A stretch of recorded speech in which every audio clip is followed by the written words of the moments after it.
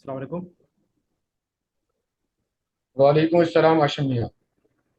मेरा नाम मोहम्मद आशिम है और मैं आप सबकी तरह एक स्टूडेंट हूँ। और गेट में मैं काफ़ी थोड़ा सा इसमें डीप डाइव हूँ। सो गेट स्टार्ट करते हैं। ठीक है। सो बेसिकली गेट की अगर बात करें तो गेट एक वर्जन कंट्रोल सिस्टम है। ठीक है। और जितने भी सॉफ्टवेयर इंजीनियर्स होते हैं या सॉफ्टवेयर डेवलपर्स होते हैं वो सारे के सारे इस गिट को यूज़ करते हैं। और एज अ सॉफ्टवेयर इंजीनियर की जर्नी के लिए आपका जो गिट है वो एक अहम किरदार अदा करता है। और जितने भी आप प्रोडक्ट्स के ऊपर काम करते हैं, टीम्स के ऊपर काम करते हैं, तो हम उसके लिए सबसे ज़्यादा जो यूज़ करते हैं गिट यूज़ करते हैं। ठीक है। बेसिकली जो भी आप वर्जन यूज़ करते हैं वक्त के साथ साथ आप किसी भी प्रोडक्ट पे काम कर रहे हो, कोई भी चीज़ आप बिल्ड कर रहे हो, तो वक्त के साथ साथ उसके डिफरेंट वर्जन्स या डिफरेंट रिलीजेस आती हैं। तो हमारे पास मार्केट में बहुत सारे टूल हैं।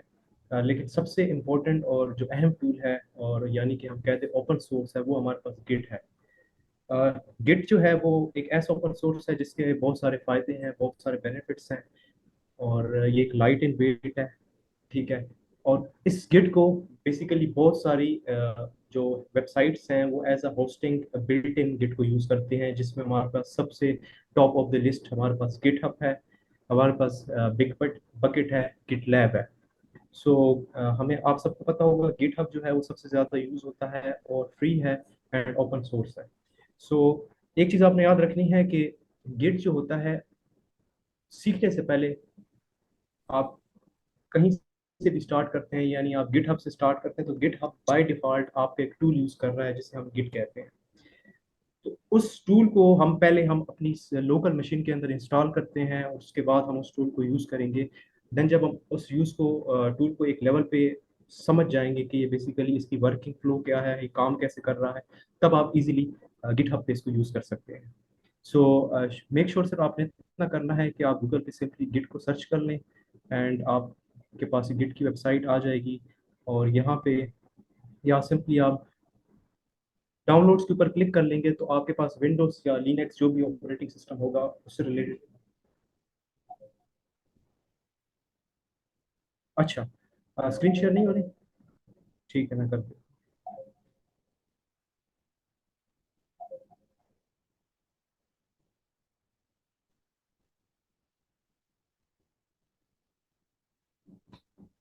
अच्छा, तो आप सिंपली वेबसाइट पे जाके गूगल पे जाके आपने गिट सर्च करना है, इसको आपने सिंपली इंस्टॉल करना है। इसकी इंस्टॉलेशन में कोई प्रॉब्लम नहीं होती। अभी अगर मैं इसको री इंस्टॉल करूंगा तो प्रॉब्लम ये आएगी कि मुझे ये दोबारा से रीस्टार्ट ऑप्शन देगा। सिंपली इसमें कोई स्टेप्स नहीं, आपने नेक्स्ट नेक्स्ट करके इसको इंस्टॉल कर लेना है। अच्छा, इसको हम स्टार्ट करते हैं। तो स्टार्ट करने से पहले सबसे पहले आप ये देखेंगे कि जैसे मेरे पास एक फोल्डर है, इसका मैंने नेम जो है वो गिट रखा हुआ है। तो आपने एक छोटा सा मेक श्योर करना है कि आपके पास, चाहे आप कोई भी विंडोज यूज़ कर रहे हैं, तो आप व्यूज़ की सेटिंग में आके आपने इसको हिडन फाइल्स को व्यू कर लेना है, क्योंकि बाय डिफ़ॉल्ट आपका जो गिट होता है वो आपके पास जब आप उसको, आप ये जैसे मैं व्यू पे क्लिक कर रहा हूँ तो यहाँ से मैंने हिडन आइटम्स को चेक किया हुआ है। अगर इसको मैं अनचेक करूंगा तो जब मैं गिट को इनिशियलाइज करूंगा तो उस केस में होगा ये कि वो मुझे फाइल नज़र नहीं आएगी। तो मैं इसको सिंपली यहाँ से हिडन को आइटम्स को इनिशियलाइज कर लेता हूँ। यहाँ पे सिंपली मैं क्लिक करता हूँ और यहाँ पे रहते हुए मैं सिंपली गिट इन इट की कमांड दूंगा। इन इट मीन्स की इनिशियलाइज। जैसे मैंने इसको इनिशियलाइज किया तो हमारे पास एक डॉट कैट के नाम से एक डायरेक्टरी बन चुकी है, और जो कि एक लीनस बेस है जिसमें हम फाइल सिस्टम की बात करते हैं। इसके अंदर आपको जितने भी चीज़ें नज़र आ रहे हैं ये डिफरेंट हुक्स हैं, पॉइंटर्स हैं। तो हमें इस चीज़ से इतना कुछ खास वो नहीं है कि हम जाके इस चीज़ को देखें, क्योंकि ये गिट का अंडर द हुड जो भी सीन है वो उनका चल रहा है, वो कैसे चीज़ों को मैनेज कर रहे हैं। सो सबसे पहले ये एक रिपोजिटरी मैंने बनाई हुई है और इस रिपोजिटरी में मैं कुछ चीज़ें आपको बताऊंगा। बाकी जब आपको समझ आ जाएगा कि इस रिपोजिटरी का वर्क फ्लो कैसे चल रहा है तो आप इजीली जाके इसको स्टेप्स के साथ देख सकते हैं। तो स्टेप जीरो है इसमें, अगर मैं देखूं तो गेटिंग स्टार्टिंग, इसमें आप जाएंगे तो यहाँ पे दो स्टेप्स हैं। सबसे पहले इंस्टॉलेशन से रिलेटेड कुछ स्टेप्स हैं और हम सिर्फ कन्फिग्रेशन के ऊपर आते हैं।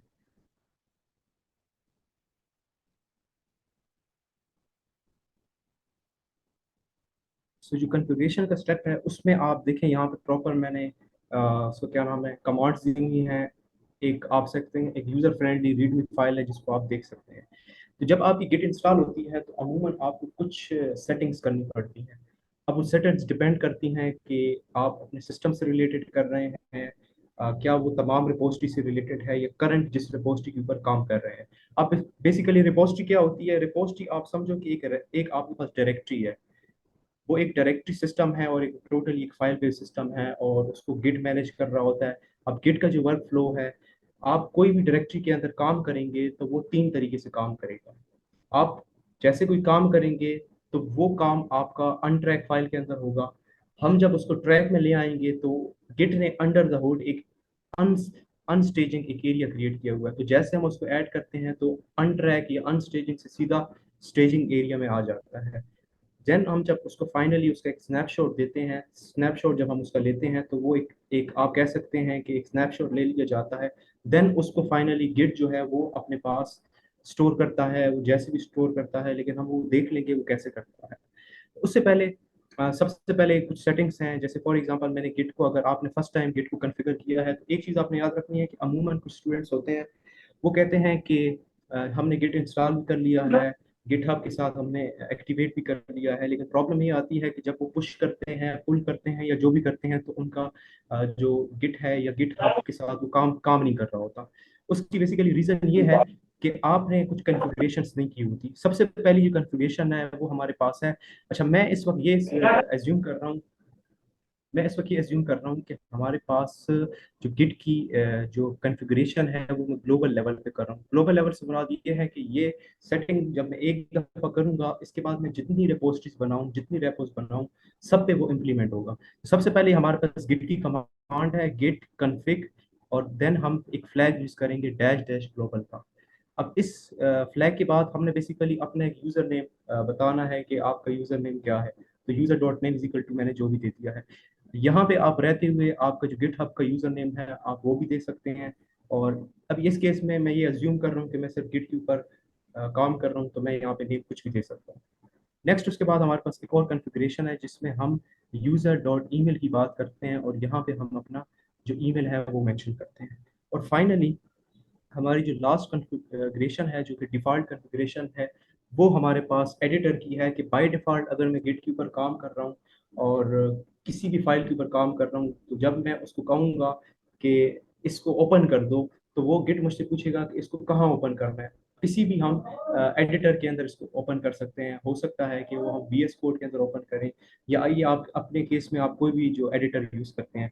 हम अपने केस में VS कोड को यूज़ करेंगे। तो मैं यहाँ पे सेटिंग जो मैंने की है जिसमें मैं कह रहा हूँ कि मैंने अगर गिट को लॉन्च करना है या इसकी किसी भी फाइल पे काम करना है, तो मैं कह रहा हूँ कि बाय डिफ़ॉल्ट हमारे पास VS कोड ओपन हो। जब तक मैं अपनी कॉन्फ़िगरेशन या जब तक उस फाइल में काम करके उसको क्लोज ना करूँ, तब तक गिट जो है वो रिस्पेक्ट करे और वेट करे कि अब मैंने नेक्स्ट इसको कैसे लेके चलना है।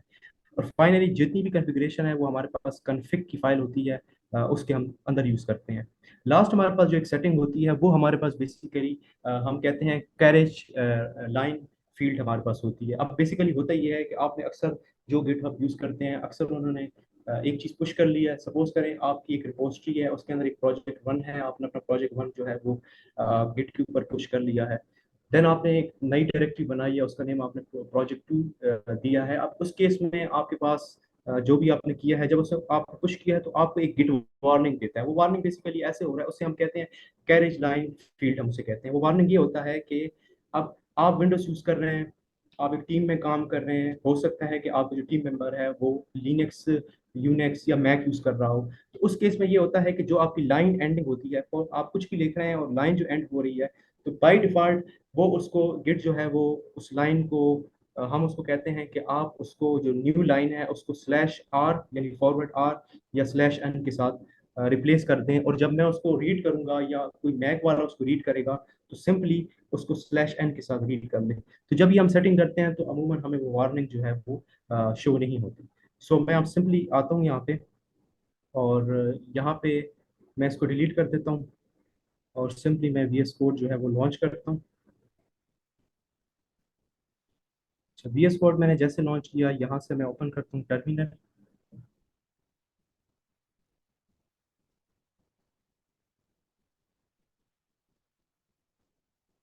एंड देन आपके पास अगर गिट आपके पास इंस्टॉल होगा तो आपके पास जब आप यहाँ पे प्लस पे क्लिक करेंगे तो यहाँ पे हो सकता है कि आपके पास by default power shell open हो सकता है कि आपके पास by default command prompt open हो। तो मैं इस केस में सबसे पहले तो मैं लॉन्च करूंगा गिट बैश। अब गिट बैश जो है बेसिकली जो गिट है वो आपका लिनक्स बेस्ड है, तो इस वजह से इसकी जो कमांड्स हैं वो सारी की सारी लिनक्स की जो कि फाइल सिस्टम एक ऑपरेटिंग सिस्टम है उसकी चल रही होती है। तो अब मैं यहाँ पे जब कमांड रन करूंगा गिट इन इट, तो ये क्या कर लेगा, इसको इनिशियलाइज कर देगा। अब ये इनिशियलाइज हो गया तो ये इनिशियलाइज मुझे यहाँ कोई फाइल नजर नहीं आ रही क्योंकि ये बाय डिफॉल्ट हिडन होती है, लेकिन मुझे यहाँ पे ये नजर आ रही है। अच्छा, सबसे पहले मैं आपको कुछ कन्फिग्रेशन करता हूँ। जैसे मेरे केस में हमारे पास है config डैश डैश ग्लोबल और यूजर नेम। तो मैं यहाँ पे लिखूंगा Git config dash dash global का फ्लैग लगाएंगे और यूजर डॉट नेम। अब इस केस में आप एक चीज देखें कि मेरा जो यूजर नेम है, सपोज करें या मेरा नाम है या जो भी है, जो मेरा नेम है उसके अंदर स्पेस आ रहा है। तो जब आपके पास स्पेस आएगा, क्योंकि स्ट्रिंग है तो आपको पता होगा अमूमन जब स्ट्रिंग होती है जिसके अंदर स्पेस आ जाता है, या अमूमन आप टाइप स्क्रिप्ट में या जावा स्क्रिप्ट में जब आप कुछ ऐसे ऑब्जेक्ट्स बनाते हैं जिनकी कीज आपकी जो है ना वो स्पेस के साथ मैटर करती हैं, तो उस केस में हम उस केस में हम कोटेशंस यूज करते हैं। डबल कोट्स हो सकते हैं, सिंगल कोट हो सकते हैं। तो मेरे इस नेम में चूंकि स्पेस आ रहा है तो मैं इसको डबल कोट्स के साथ मेंशन करूंगा। तो यहाँ से मेरा यूजर नेम हो गया है। नेक्स्ट हमारे पास है यूजर डॉट ईमेल। अब इस केस में मुझे पता है कि जो मेरा ईमेल है इसमें किसी किस्म का कोई स्पेस नहीं आएगा, तो मैं इसको इजीली जो है वो अपने ईमेल के साथ इसकी कॉन्फ़िगरेशन कर लेता हूँ। अच्छा, लास्ट हमारे पास जो है इसके अलावा वो हमारे पास जो हमारे पास कोड एडिटर है, और वो हम कह रहे हैं कि वीएस कोड होगा और वो हमारे पास वेट करेगा तब तक जब तक हम उसको क्लोज ना कर लें। तो हम यहाँ पे यूज़ करेंगे code dot editor and then हम यहाँ पे यूज़ करेंगे डबल कोट्स। और यहाँ पे मैं जो मेरा बाय डिफ़ॉल्ट जो सॉफ्टवेयर है जो कि कोड है, यानी मेरे केस में वीएस कोड है डैश डैश, मैं यहाँ पे वेट का फ्लैग लगाऊंगा कि ये वेट करे जब तक कि ये नहीं होता, इसको हम क्लोज ना कर दें। उसके बाद फाइनली मैं इसकी सेटिंग करता हूँ और अब मैं आपको बताता हूँ कि ये जो मैंने सेटिंग जहाँ पे भी की है ये स्टोर कहाँ पे होंगे। तो हमारे पास ये सारी सेटिंग्स की एक आपके पास फाइल बनती है जिससे हम कहते हैं डॉट कन्फिग की फाइल। तो अगर मैं वो देखना चाहता हूँ सिंपली मैं यहाँ से कॉपी करता हूँ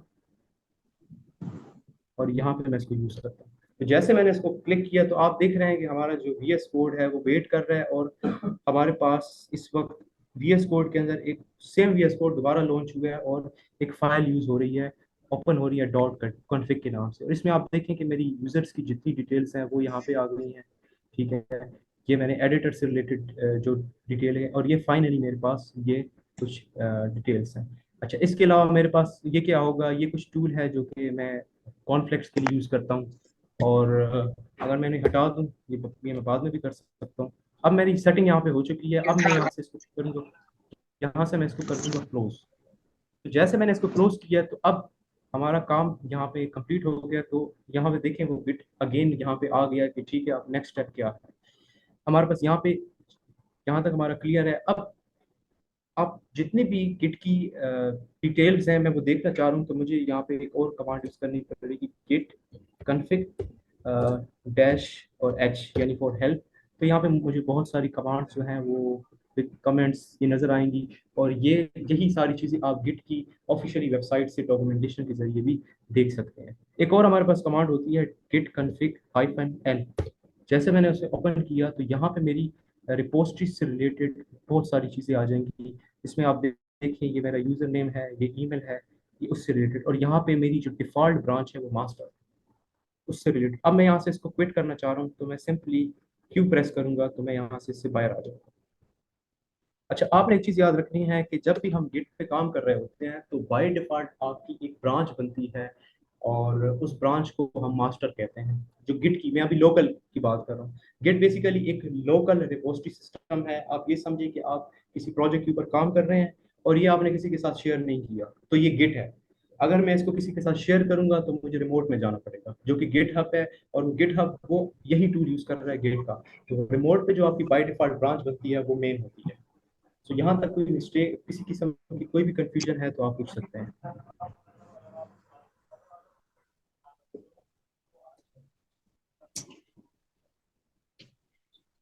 सर मेरा क्वेश्चन है कि हमने इसके टर्मिनल वीएस टर्मिनल में जाके बैश ओपन किया, तो हम ये जो सारी जी कमांड है ये हम डायरेक्टली बैश पे जब हम इसको गिट को इंस्टॉल करते हैं तो हमारे पास इसकी ऐप आ जाती है, तो हम जी। उसमें भी ये सारी रन कर सकते हैं। देखिए, हम ये हमारे पास जो गिट बैश है, मैं इसके अंदर सारी कमांड्स यूज, बेसिकली मैं इसी को वीएस कोड के अंदर यूज कर रहा हूँ। अब मैं इसको वीएस कोड के अंदर यूज क्यों कर रहा हूँ? हम वीएस कोड में इसको इसलिए यूज कर रहे हैं क्योंकि हम, जो एक एक सॉफ्टवेयर इंजीनियर होता है वो कोई एक एडिटर यूज कर रहा होता है। हमारे केस में हम एक open source VS code editor use कर रहे हैं। तो क्या मैं कुछ कुछ भी बिल्ड कर रहा हूँ, काम कर रहा हूँ, क्या मेरे लिए ये बेहतर है कि मुझे अगेन एक नया टर्मिनल ओपन करना पड़े, एक्सटर्नल गिट बैश वहां से जाके कमांड लूँ, या मैं एट द सेम टाइम मैं अपना काम भी कर रहा हूँ, मेरे पास डिफरेंट टैब्स यहाँ पे ओपन है और उसमें मैं सेम जगह पे गिट बैश पे भी काम कर रहा हूँ? तो सबसे बेस्ट ऑप्शन क्या होगा? गिट होगा। जी सर, समझ तो गए। सबसे तो बेसिकली ये जो गिट के अंदर जो कमांड प्रॉम्प्ट है ये गिट बैश यूज कर रहा है, लेकिन हम इस वक्त सेम लेवल पे एक ही जगह पे इसको यूज कर रहे हैं।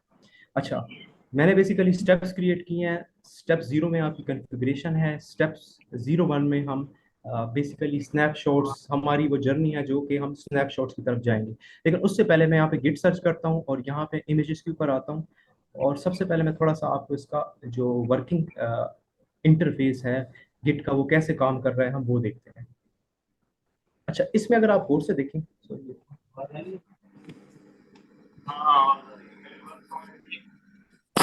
अच्छा इसमें अगर आप गौर से देखें, मैं थोड़ा सा यहाँ से इसको जूम कर लेता हूँ। तो आपके पास जो हम काम कर रहे होते हैं वो हमारी डायरेक्टरी है। ये अब यहाँ पे अब थोड़ी देर में हम डायरेक्टरीज बनाएंगे, फाइल्स बनाएंगे। अच्छा, गिट क्यों पॉपुलर है? बेसिकली वो पॉपुलर इसी वजह से है कि आपके पास एक डायरेक्टरी है जिस पे आप काम कर रहे हैं, उसके अंदर आपकी डिफरेंट फाइल्स हैं। अच्छा, गिट के बीच में आपके पास एक स्टेजिंग एरिया है। स्टेजिंग एरिया आप समझें कि एक आइसोलेटेड लेवल है। आइसोलेटेड लेवल, एक अंडर द हुड एक आइसोलेटेड लेवल है जिसे आप देख नहीं सकते, ठीक है। एक आपके पास बेसिकली लोकल जो एक डेटाबेस है जो कि गिट यूज कर रहा है, जो कि परमानेंटली आपकी चीज वहां पे स्टोर कर रहा है। तो आप जो भी काम करते हैं वो होता है अनट्रैक। अनट्रैक से मुराद ये है कि जब तक उसको आप अनट्रैक से स्टेजिंग एरिया में नहीं लाएंगे तब तक गिट उसको, उसकी हिस्ट्री मेंटेन नहीं कर पाएगा कि आपने कौन सी लाइन ऐड किया है, कौन सी फाइल ऐड किया है, किसको डिलीट किया है, जब तक आप उसको स्टेजिंग एरिया में नहीं लेके आएंगे। अब आप जब उसको स्टेजिंग एरिया में लेके आए हैं, अब स्टेजिंग एरिया में जो चीज आ जाती है वो गिट के पास अंडर द हुड चीज स्टोर होती है, वो हमारे पास परमानेंटली स्टोर नहीं है। तो परमानेंट स्टोर करने के लिए हम उस स्टेजिंग एरिया से उससे उठा के उसका एक स्नैपशॉट ले लेंगे, और स्नैपशॉट लेके हम उसको लोकल रिपोजिटरी के अंदर या रिमोट रिपोजिटरी के अंदर उसको हम रख देंगे। इस तरीके से हम जैसे जैसे काम करेंगे हमें हर दफा जो है उसको स्टेजिंग एरिया में लाना है, क्योंकि हर दफा जब जब आप कोई नई फाइल ऐड करेंगे हर दफा आपको उसको अनट्रैक से स्टेजिंग एरिया में लाना है या अनस्टेज से स्टेजिंग एरिया में लाना है। देन जब आपको पता चल जाएगा कि यार यहाँ तक मेरे पास कोई भी किस्म का कोई एरर नहीं है, यहाँ तक मेरा क्लियर है, देन मैं उसका एक स्नैपशॉट ऐड करूंगा। मैं आपको एक सिंपल सी एग्जांपल देता हूँ। सपोज करें कि हम जो है एक नेक्स्ट जेएस का प्रोजेक्ट कर रहे हैं और उसके अंदर हम सिंपल हम लोगों ने एक वेबसाइट बनाई है, उसके अंदर कोई ऑथेंटिकेशन या ऑथराइजेशन से रिलेटेड कोई फीचर नहीं है। पहला स्टेप ये है कि हमने सिंपल पेजेस बनाए हैं। अच्छा, यहाँ तक मैंने स्नैपशॉट लेके अपलोड कर दिए। अब मेरे पास डेवलपर्स काम कर रहे हैं, हम मिल के काम कर रहे हैं, एक टीम है हमारे, एज अ कोलेबरेटर काम कर रहे हैं, या हम एज अ कंट्रीब्यूटर काम कर रहे हैं। सेकंड स्टेप में अब हम लोगों ने जहाँ तक काम कर लिया है, यहाँ तक हमारे पास कोई प्रॉब्लम नहीं है, यहाँ तक जो है हमारा डिप्लॉय भी हो चुका है और यहाँ तक प्रोडक्शन में काम कर रहा है जो हमारा सॉफ्टवेयर है या जो भी एप्लीकेशन है। अब मैं, अब हमारे जो डेवलपर्स है वो सेकंड फीचर के ऊपर काम करना चाह रहे हैं, तो एक नई ब्रांच बनेगी फीचर के नाम से। अब ये फीचर के नाम से जो नई ब्रांच बनेगी, तो नई ब्रांच जो भी बनेगी तो उसके अंदर जैसे जैसे आप नई चीजें लाएंगे, बेशक आप एक डॉट क्यों ना लिख लें, आप हमेशा उसको पहले अनट्रैक से ट्रैक में लेके आए, अनट्रैक से स्टेज में लेके आएंगे यानी ट्रैक में लेके आएंगे। जब आपको लगेगा कि यार ये चीज यहाँ पे परफेक्ट हो गई है, अब यहाँ पे हो सकता है कि कोई चांसेस ना हो, तो अब हम उसका स्नैपशॉट लेते हैं। अब जरूरी नहीं है कि हमें हर चीज का पता होता है कि ये चीज़ 100% ठीक होती है, क्योंकि कुछ चीज़ें जब प्रोडक्शन में जाती हैं तो उसके अंदर काफ़ी बग्स होते हैं, तो डिफरेंट लेवल्स की हमारे पास ब्रांचेस होती हैं जो उन बग्स को फिक्स कर रही होती हैं। तो आपके लिए अभी तक यही चीज़ है कि आपने बेसिकली समझना है कि गिट जो है वो 3 आइसोलेटेड लेवल पे काम कर रहा है। आप जो भी काम करेंगे वो हमारे पास वर्किंग डायरेक्टरी है। अब उस वर्किंग डायरेक्टरी को हमेशा सबसे पहले हम स्टेज एरिया में लेके आते हैं।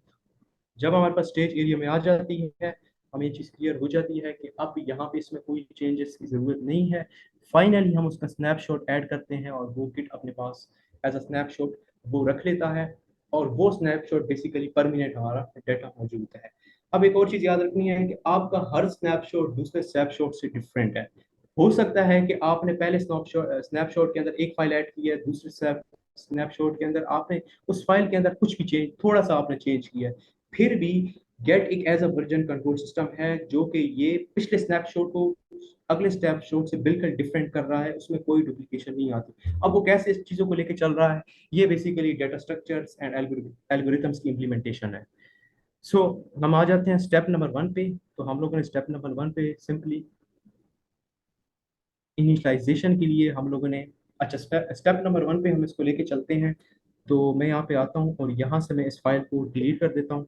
अभी मेरे पास अगर मैं देखूँ तो किसी किस्म की गिट की कोई फाइल नहीं है, और यहाँ पे अगर मैं कमांड रन करूँगा तो मुझे कोई वो इंफॉर्मेशन नहीं मिलेगी। सबसे पहले मैं क्या करता हूँ, एक डायरेक्टरी क्रिएट करता हूँ। तो मैं यहाँ पे सिंपली mkdir कमांड यूज़ करता हूँ और यहाँ पे हम एक डायरेक्टरी क्रिएट करते हैं मार्स के नाम से। तो हमारे पास एक डायरेक्टरी यहाँ पे क्रिएट हो गई है।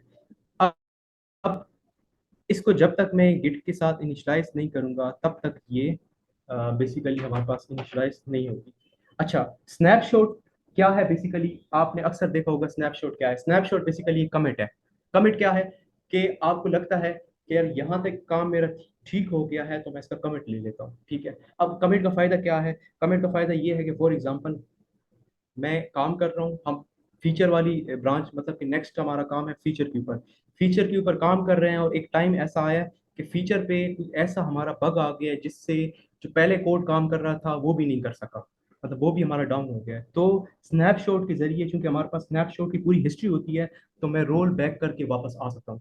जैसे कि आप देखिए, आप ट्रांजेक्शन करते हैं बैंक की, तो आपकी जब कोई ट्रांजेक्शन बैंक की नहीं होती, इवन कि आपको मैं एक सिंपल एग्जांपल देता हूँ कि आप किसी भी एटीएम बैंक मशीन पे चले जाएं, वहां पे आप पैसे निकालें, और जब आपके पास पैसे निकलते हैं तो आप 2 से 3 मिनट वेट करें। तो वो 2 से 3 मिनट तक वो वेट करेगा, और अगर आपने पैसे नहीं उठाए तो पैसे वापस चले जाएंगे।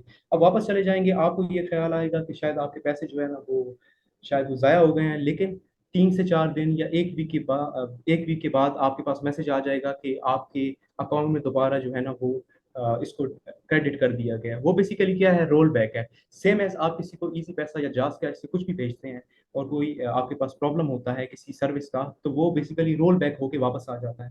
तो सेम एज हमारे पास जो स्नैपशॉट्स हैं, ये भी बेसिकली हम इनको रोल बैक करके वापस आ सकते हैं, ठीक है।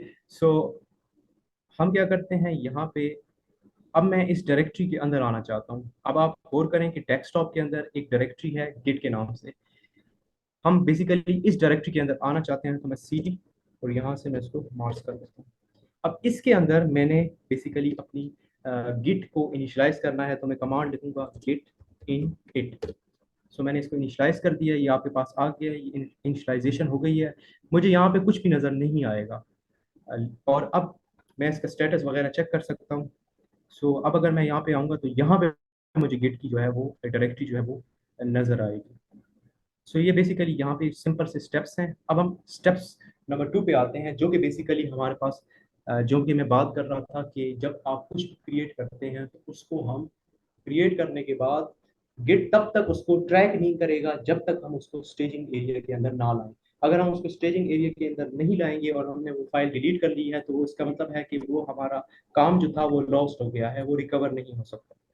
सो हम क्या करते हैं, सिंपली मैं कुछ लिनक्स की कमांड है इको, और इस इको के जरिए मैं कुछ फाइल्स क्रिएट करता हूँ। तो सिंपली हम यहाँ पे लिखते हैं इको, और मैं यहाँ पे लिखता हूँ हेलो, और यहाँ पे सिंपली लिखता हूँ वर्ड, और एक फाइल क्रिएट करते हैं, इसका नेम रखते हैं file1.txt। सो अब आप देखेंगे कि आपके पास एक फाइल क्रिएट हो गई। अब जैसे फाइल क्रिएट हो गई है तो हमारे पास यहाँ पे ग्रीन से एक ऑप्शन नज़र आ रहा है। सेम एज मैं एक और फाइल क्रिएट करता हूँ और इसको हम लेट्स सी फाइल 2 कर देते हैं। ठीक है, अभी हमारे पास फाइल 2 भी क्रिएट हो चुकी है। अब याद रखना है कि अगर ये फाइल मुझसे डिलीट हो गई या यहाँ पे रहते हुए मैं इसको डिलीट कर दूँ तो ये फाइल मेरी कभी भी रिकवर नहीं हो सकती। वो क्यों नहीं हो सकती? क्योंकि ये एक अनट्रैक फाइल है। तो पहला स्टेप हमारे पास यही है कि हम फाइल को क्या है, कोई भी फाइल है ये आप इसको वैसे भी यहाँ पे राइट क्लिक करके इसको क्रिएट वगैरह कर सकते थे, मैंने सिंपली कमांड्स यूज की हैं। अच्छा, अब मैं मुझे कैसे पता चलेगा कि ये अनट्रैक है? तो मेरे पास एक कमांड है गेट स्टेटस की। स्टेटस की कमांड रन करेंगे तो मुझे यहाँ पे ये बताएगा कि ये आपकी जो फाइल दो ऐड हो चुकी हैं, बेसिकली आपको गेट बता रहा है कि ये अनट्रैक फाइल्स हैं। तो अब वो कह रहा है कि इन्हें आप ट्रैक करने के लिए स्टेज में ले आओ, यानी इसको ट्रैक करने के लिए आपको जाहिर बात है कि आप इसको, जब तक आप इसको ट्रैक नहीं करेंगे तब तक ये स्टेजिंग एरिया में नहीं आएगा। अच्छा, कोई कंफ्यूजन तो नहीं है? समझ आ रहा है? सर जी समझ आ रहा है। मैं सवाल कर जी सकता हूँ सर। सर? ठीक है, जी जी कर सकते हैं। सर एक तो ये पूछना था कि अभी जैसे आपने बताया कि अनट्रैक हुई हुई है, मतलब ये अभी फिर भी स्नैपशॉट इसके बन रहे हैं या नहीं बन रहे? एक सवाल ये है। नहीं नहीं, इसके कोई स्नैपशॉट्स नहीं विदाउट बन रहा है स्टेजिंग। अभी तक गिट के पास। जी, ये अभी स्टेजिंग में भी नहीं है, अभी अनट्रैक्ड है। मैंने यहाँ से अगर इस फाइल को अच्छा, डिलीट कर दी है तो गिट जो है वो इसको ट्रैक वो ट्रैक रिकवर कर ही नहीं नहीं करेगा? पाएगा, क्योंकि यहाँ पे मुझे बता रहा है कि नथिंग नहीं करेगा, क्योंकि इसको हमने स्टेजिंग एरिया में नहीं लाया। अच्छा सर, दूसरा ये कि आपने जैसे गिट बैश पे आप ये समझा रहे हैं कमांड लाइन उसके ऊपर कोड के ऊपर, तो हम सीएमडी पे भी यही यानी कि कमांड्स को रन मुझे करके ये कर सकते हैं या नहीं सीएमडी पे? अ, कुछ लोग तो सीएमडी यूज करते हैं ना। जी जी कर सकते हैं। देखिए मेरी बात सुने, आपका जो गिट बैश है बेसिकली जब आप इंस्टॉल करेंगे तो वो ग्लोबली आपके सी ड्राइव के अंदर इंस्टॉल हो जाएगा। जब आप गिट बैश इंस्टॉल करते हैं तो उसका जो ठीक है। एक पाथ होता है वो आपके वेरिएबल के अंदर ऐड हो जाता है। ठीक है, तो जब आपके वेरिएबल पाथ के अंदर वो ऐड हो जाएगा तो आप कमांड प्रॉम्प्ट के अंदर भी इसको एक्सेस कर सकते हैं। मैं इसको कमांड प्रॉम्प्ट के अंदर एक्सेस क्यों नहीं कर रहा? क्योंकि डायरेक्ट मेरे पास यहाँ पे गिट बैश का इंटरफेस दे दिया गया है। मैं कोई भी काम करूंगा तो यहाँ पे अपना कमांड प्रॉम्प्ट ओपन कर लूंगा। अब अमूमन डेवलपर्स क्या काम कर रहे होते हैं, अगर मैं अपनी बात करूं, सेम टाइम पे मेरा सर्वर चल रहा है, मैं पाइथन में या फास्ट एपीआई पे काम कर रहा हूँ, या मैं जेंगो पे काम कर रहा हूँ, या फ्लास्क पर काम कर रहा हूँ, और मैं उसको चूंकि रिपोजिटरी के ऊपर भी कन्वर्ट करना चाह रहा हूँ, तो एक मेरे पास कमांड प्रॉम्प्ट है जिसमें मेरा एक सर्वर चल रहा है, दूसरे कमांड प्रॉम्प्ट में मैं उसके अंदर चीजें ऐड कर रहा हूँ, और एक मेरे पास गिट का जो एक टर्मिनल है उसके अंदर मैं गिट को सेटअप कर रहा हूँ कि आपने इसको कैसे, मतलब उसको बार बार मैं कमिट्स कर रहा हूँ और उसको ट्रैक में और अनस्टेज में लेके आ रहा हूँ। ठीक है, क्लियर है? ठीक ठीक है सर, समझ गया हूँ। ठीक है सर, ठीक मतलब है, आप जो है बाकी ना, मैं अगर आप जो है ना गिट बैश को यानी कि अलग अलग स्टेप के साथ चला रहे हैं, कमांड लाइन को एज अ सर्वर और बैश को जो है ना एज अ गिट के लिए यूज कर रहे हैं। जी जी मैं ऐसे ही कर रहा हूँ, ये मैं इसलिए कर रहा हूँ क्योंकि मैं नहीं चाहता, देखें आप आगे पढ़ेंगे micro server architecture. Micro server architecture क्या होता है, जिसमें हम हर पार्ट को एक इंडिपेंडेंट करके उसको इंडिपेंडेंटली कर लेते हैं ताकि हमारे पास जो कॉम्प्लेक्सिटी है वो कम हो जाए। तो मैं अपने आप को कॉम्प्लेक्स का शिकार नहीं करना चाहता। अगर मेरे पास एक कमांड प्रॉम्प्ट होता, सेम टाइम पे मैं उसके अंदर डायरेक्टरीज क्रिएट कर रहा होता, उसके अंदर मैं गिट को भी मैनेज कर रहा होता, उसके अंदर मैं सर्वर को भी रन कर रहा होता, तो मुझे तो अपनी कमांड्स भूल जाती। मैं अपनी कमांड्स की हिस्ट्री को कैसे ट्रैक करता? क्योंकि हम तो इंसान हैं, हमें ये चीजें भूल जाती हैं। इस वजह से मैंने इसको सेपरेट किया है। सर मेरा क्वेश्चन है, क्लियर है? सर ये हमने जो सेटिंग कर रहे हैं हमें सिर्फ वन टाइम जी, करनी पड़ेगी या हर प्रोग्राम के साथ, वो भी हम अपने कोई भी प्रोग्रामिंग करेंगे उसके साथ हमें ये सेटिंग दोबारा से सारी करनी पड़ेगी? पहली जो कॉन्फ़िगरेशन मैंने की है जिसमें मैंने फ्लैग यूज किया डैश डैश ग्लोबल का, वो जो आपकी सेटिंग है वो वन टाइम है। उसमें आपने फर्स्ट टाइम आपने अपना यूजर नेम और ईमेल वगैरह दे दिया है। लेकिन ये जो आपके पास अभी जो सेटिंग है, जाहिर बात है आप किसी भी प्रोजेक्ट के ऊपर काम कर रहे हैं, उसको आप ट्रैक में लेके आना चाह रहे हैं, आप कह रहे हैं कि उसको मैं रिकवर कर सकूं, उसकी मैं डिफरेंट हिस्ट्रीज को मेंटेन करना कर सकूं, तो फिर हर प्रोजेक्ट के लिए आपको गिट को इनिशियलाइज करना पड़ेगा। लेकिन अब एक चीज़ याद रखनी है, अमूमन एक बात में स्टूडेंट्स कंफ्यूज होते हैं। जैसे अब आप इस केस में आप देखें तो ये मेरी जो एक रिपोजिटरी है गिट मास्टर की, इसके अंदर आप देख रहे हैं डिफरेंट फोल्डर्स हैं। ठीक है, और फोल्डर्स के अंदर भी सब फोल्डर्स हैं। अब आपको क्या लगता है कि क्या यहाँ पे मैंने हर फोल्डर के अंदर डिफरेंट गिट को इनिशियलाइज किया हुआ है? अच्छा, ये गिट जो है वो इतना मुश्किल टूल नहीं है, बहुत इजी टूल है। आप सिर्फ स्टेप बाय स्टेप चीज़ों को लेके चलो। अगर आप छलांग लगाओगे तो ऑब्वियसली बात है, काफ़ी चीज़ें हमारी मिस हो जाती हैं। सो इसको हम स्टेप बाय स्टेप्स लेके चलते हैं। ठीक है। अच्छा, सबसे पहले आप देखेंगे कि मैंने गिट को सिंपली कमांड से इनिशियलाइज किया है, गिट इनिट से। गिट इनिट की वजह से गिट को पता चल गया है कि इस डायरेक्टरी को अब मैंने नॉर्मल डायरेक्टरी की तरह ट्रीट नहीं करना, इसको मैंने ट्रीट करना है एज अ रेपोजिटरी। क्लियर है? सर स्क्रीन शेयर उसके कर बाद दें। ओके। अच्छा, उसके बाद जब हम गिट को इस चीज़ का गिट गिट के जरिए हमें इस चीज़ का आइडिया हो गया है कि हमने इस किसी भी डायरेक्टरी को, जब हम कहते हैं कि अब इसको नॉर्मल डायरेक्टरी की तरह ट्रीट नहीं करना, उसे एज अ रिपोजिटरी की तरह ट्रीट करना है, तो हम सबसे पहले गिट को इनिशियलाइज करते हैं। अब जब एक दफ़ा गिट इनिशियलाइज हो गया है, अब जितनी भी फाइल्स या फोल्डर्स आप ऐड करेंगे, अब गिट इनिशियलाइज अगर ना हो, आप फाइल्स एंड फोल्डर्स पहले भी ऐड करते हैं, लेकिन पहले ऐड करने और अब के ऐड करने से फ़र्क ये है कि पहले जब आप ऐड करते हैं तो वो आप उसको अगर डिलीट कर दें और तो वो आपकी जो है ना वो डिलीट हो जाती है परमानेंटली। लेकिन जब उसके अंदर गिट इनिशियलाइज हो जाएगा और बेसिकली हम उस स्टेजिंग एरिया में उसको लेके आएंगे, उसका स्नैपशॉट लेंगे, तो आपको ऐसा ऐसा क्लियर हो जाएगा कि अब हम उसकी हिस्ट्री को मेंटेन कर रहे हैं। एक हिस्ट्री होती है, उसको जो है हम मेंटेन कैसे करते हैं वो चीज़ है।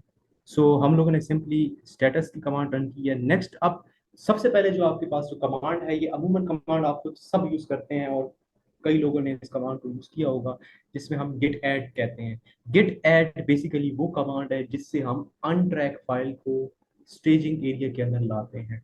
यानी कि गिट को पता चल जाता है कि हाँ, ये फाइल्स जो हैं ऐड हो गई हैं। अब इसका मतलब है कि Git is ready to check the history of that file. ठीक है। सो इसके हमारे पास बहुत सारे तरीके हैं। एक तरीका ये है कि आप गिट ऐड करें, और अगर फर्ज करें कि मेरे जो इस वक्त रिपोजिटरी है उसके अंदर बहुत सारी टेक्स्ट की फाइल हैं, तो मैं कह रहा हूँ कि सिर्फ टेक्स्ट की फाइल स्टेजिंग एरिया में आए, तो हम स्टैरिक करके डॉट करके पीरियड यूज करते हैं। तो स्टैरिक का मतलब ये है जितनी भी टेक्स्ट की फाइल है सिर्फ वो स्टेजिंग एरिया के अंदर आएंगी। मैं अगर एक ही फाइल का हवाला दूं, जैसे फाइल वन है, फाइल वन थी तो file one dot T X T करूंगा तो एक ही फाइल मेरी स्टेजिंग एरिया में आएगी। एक और पीरियड होता है गिट ऐड स्पेस हम करके डॉट लगाते हैं। इसका मतलब है कि आपकी इस रिपोजिटरी के अंदर जितनी भी फाइल्स हैं उन सारी फाइल्स को उठा के वो स्टेजिंग एरिया में लेके आएगा। तो मैं यहाँ पे आता हूँ और यहाँ पे आप देखेंगे कि यहाँ पे मैं सिंपली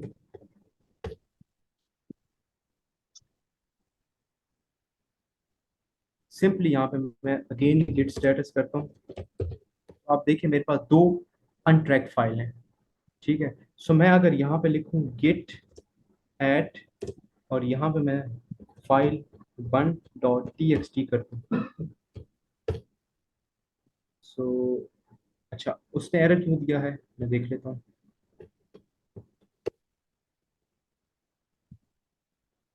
आई थिंक हमने फाइल वन जो से वो अकेली फाइल का नाम दिया, उसको वन नहीं अच्छा ठीक है, दिया। बिल्कुल जी, ऐसे ही है। अच्छा, उसका नाम फाइल वन है। तो यहाँ पे देखें वो इस किस्म की कुछ वार्निंग अमूमन आपके पास आती है। इसका मतलब ये है कि आपकी इस फाइल के अंदर जो न्यू लाइन होगी वो उसको स्लैश आर स्लैश एन के साथ रिप्लेस कर देगा, तो हम इस वार्निंग को वैसे इग्नोर करते हैं। अच्छा, अब इस केस में आप देखें कि मेरी ये जो फाइल है, file one dot T x ये ट्रैक के अंदर आ गई है। अब अगर यहाँ पे आप नोट करेंगे तो यहाँ पे ए लिखा हुआ है और यहाँ पे यू लिखा हुआ है। ए का क्या मतलब है कि वो ट्रैक फाइल के अंदर ऐड हो गई है। इस पे जब मैं हवर कर रहा हूँ तो आप देखिए इंडेक्स एडिट आ रहा है। अब इंडेक्स क्या है? बेसिकली इंडेक्स हम कह सकते हैं कि इंडेक्स बेसिकली एक जो स्टेजिंग एरिया है उसे हम इंडेक्स भी कहते हैं। अब मैं सेम कमांड के साथ, गिट स्टेटस की कमांड के साथ इसको चेक कर सकता हूँ। तो जैसे मैंने इसको चेक किया है तो अब हमारे पास चीज़ें कुछ चेंज आ रही हैं। जो हमारे पास file one dot T X T है वो बेसिकली आ रही है ग्रीन में, और file two dot T X T है वो हमारे पास रेड में आ रही है। फाइल वन को अगर आप देखेंगे तो यहाँ पे आया हुआ है कि चेंजेस टू बी कमिटेड, मतलब ये है कि गिट को इस चीज़ का पता लग गया है कि एक फाइल है file one sorry file dot T X T, वो स्टेजिंग एरिया में आ चुकी है। अब वो गिट मुझे कह रहा है कि इसको आप कमिट कर लो। कमिट का मतलब ये है कि इसका स्नैपशॉट ले लो, ताकि आपके लिए इजी हो जाए इसकी हिस्ट्री को मेंटेन करना। लेकिन फाइल 2.txt मेरे पास अभी भी अनट्रैक आ रही है क्योंकि मैंने इसको ऐड नहीं किया। तो इसको अगर मैं दोबारा ऐड करूं तो मुझे क्या करना पड़ेगा, मैं यहाँ पे लिखूंगा git ऐड, और यहाँ पे मैं फाइल 2.txt कर दूँ। ठीक है, तो अब मैं अगर सेम कमांड रन करता हूँ तो अब मेरी दोनों फाइल जो है वो ऐड हो चुकी हैं। इसका मतलब है कि ये स्टेजिंग एरिया में आ चुकी हैं। अब मैं इसको कमिट कर सकता हूँ। तो नेक्स्ट स्टेप जो हमारे पास है वो बेसिकली हमारे पास कमिट का है, यानी स्नैपशॉट का है। फाइनली अब हम एक स्नैपशॉट लेंगे। स्नैपशॉट का मतलब ये है कि जब हम स्नैपशॉट लेते हैं तो गिट जो हमारी डिटेल्स हैं, जो कि फाइल 1 के अंदर जो चीज़ ऐड थी या फाइल 2 के अंदर ऐड थी, वो परमानेंटली अपने पास स्टोर करके रख लेगा। हम इसको जो है फ्यूचर के लिए यूज़ कर सकते हैं, हम रोल बैक करके वापस आ सकते हैं। अच्छा, जो हमारे पास कमांड है वो बेसिकली कमांड हम यूज़ करते हैं स्नैपशॉट लेने के लिए। Git commit -m, -m means message, और फिर हम डबल कोट्स के अंदर यहाँ पे मैसेज दे सकते हैं। एक और हमारे पास कमांड होती है गिट कमिट। गिट कमिट जब हम देते हैं तो उसमें मेरे पास एक VS कोड ओपन हो जाएगा न्यू फाइल के अंदर, जिसमें मैं आपकी जो है वो टाइटल के साथ डिस्क्रिप्शन भी दे सकता हूँ। सो लेट्स सी, हम इसको रन करते हैं और फिर हम फ्रेंडली हो जाएंगे इसके साथ, इसको यूज़ करेंगे। सो मैं सिंपली यहाँ पे आता हूँ और यहाँ पे लिखता हूँ गिट कमिट। जैसे मैंने इसको किया तो ये अगेन, क्योंकि मैंने सेटिंग की हुई थी कि VS कोड ही लॉन्च हो, तो VS कोड हमारा लॉन्च हो चुका है। और अब हम देखते हैं कि हमारे पास वो फाइल निकल आ जाएगी। हमारे पास एक फाइल है commit_edit की। इसके अंदर यहाँ पे रहते हुए मैं कमिट मैसेज टाइप कर सकता हूँ। लेट्स सी, मैं यहाँ पे लिखता हूँ file 1 file and file 2 edit, और इसकी डिस्क्रिप्शन अगर मैं ऐड करना चाह रहा हूँ तो मैं यहाँ पे इसकी डिस्क्रिप्शन ऐड कर देता हूँ कि फाइल 1 कंटेन हेलो वर्ल्ड। और यहाँ से मैं इसको जैसे क्लोज करूंगा तो हमारे पास पहला कमिट जो है वो हो चुका है।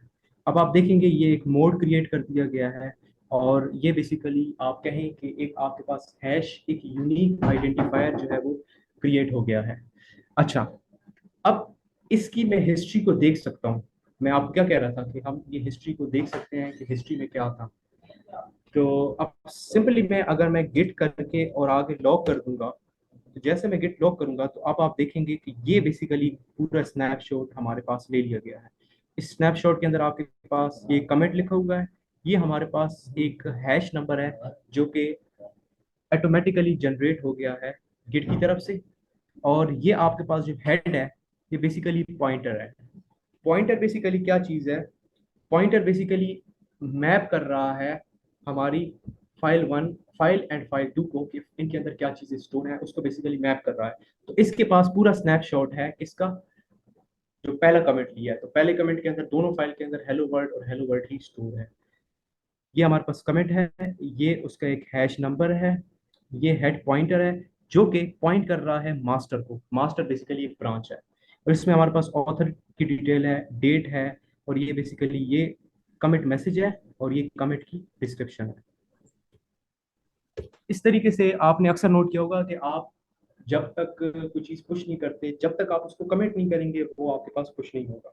तो अब जब मैंने कमेंट कर लिया है तो गिट ने इसको बेसिकली अपने पास एज अ स्नैपशॉट लेके परमानेंटली स्टोर कर दिया है। तो यहाँ तक कोई कंफ्यूजन है तो आप बता सकते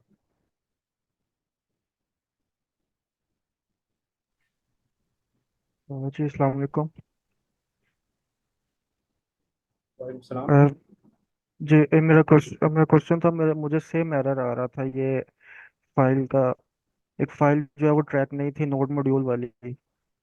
तो आई जस्ट ट्राइड इट, जी मैंने ऐड करने की कोशिश किया लेकिन वो जो है ना स्टिल एरर दे रहा है, और कह रहा है ठीक कि है। कमिट आप checked out, fatal file failed आ रहा है, ठीक एडिंग है, फाइल फेल्स, इस तरह का आप कुछ एरर इसहाक से दे रहा ठीक है आप ठीक है, आप इसहाक से रब्ता कर लें तो फिर वो उनसे फिर हम देख लेंगे। ठीक है, है। तो आपका जो थैंक यू। है सोल्यूशन हम निकाल लेंगे। Question sir. अच्छा, अच्छा, अब जैसे मैंने कमिट किया है तो ये ग्रीन से होके ये एक वाइट सा हो गया है। ठीक है, तो हम आके यहाँ पे फाइल 1 के अंदर देखते हैं तो यहाँ पे हेलो वर्ल्ड है, और ये फाइल 2 है, इसके अंदर आपको ये हेलो वर्ल्ड नज़र आ रहा है। अब मैं एक काम करता हूँ, मैंने आपको चीज़ क्लियर की थी कि जब जब आप चीज़ें चेंज करेंगे, जब जब आप न्यू कोड ऐड करेंगे, तब तब वो हमेशा फाइल ऑटोमेटिकली अनट्रैक होगी, उससे हमेशा हम स्टेजिंग एरिया में लाना पड़ेगा और दोबारा कमिट करना पड़ेगा।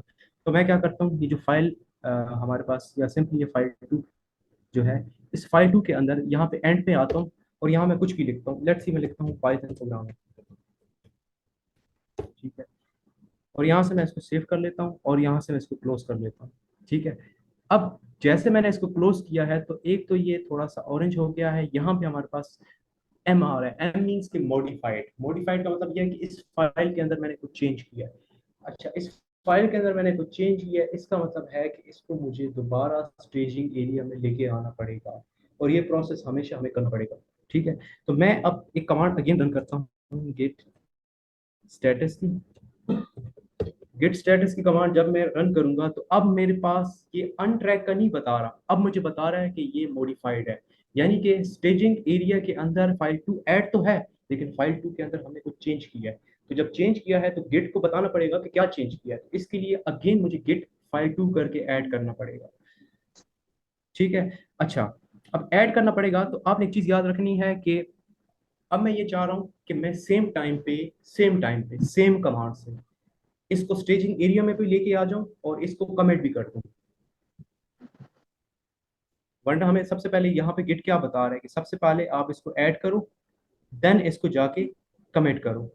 तो एक हमारे पास एक शॉर्ट एंड होता है, जिसमें मैं ये चाह रहा हूँ कि मैं ये एज्यूम कर रहा हूँ कि मेरे पास जो भी मैंने लिखा हुआ है उसके अंदर किसी किस्म का कोई एरर नहीं है और कोड हमारा चल रहा है, हम ये एज्यूम करते हैं।